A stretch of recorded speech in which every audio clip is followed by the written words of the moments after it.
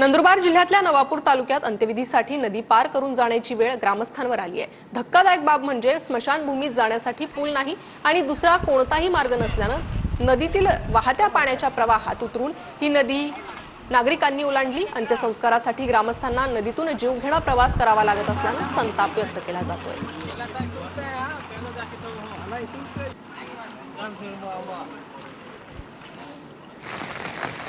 आमच्या शेगेर गावात लगत नेसू नदी आहे। तिथं काही वर्षापासून आम्ही पुलाची मागणी करत आहोत। गावकरी पुलाच्या पलीकडे स्मशानभूमी आहे। स्मशानभूमीला जाण्यासाठी खूप लोकांचे हाल होत आहे।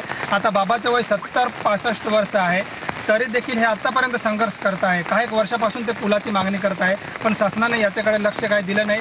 तरी शासनाला एकच विनंती आहे की त्यांनी थोडं लक्ष द्यावं। आम्हाला पाण्याला पूर आले की गावामध्ये मयत होतं किंवा आम्हाला बाहेर नदीच्या पलीकडच्या शेतात चारा कापायचं किंवा शेतात काही काम करायचं असेल तर आम्हाला उतरून जावं लागतं। जर जास्त पाणी सुटलं नदीला तर आम्हाला त्रास होतो।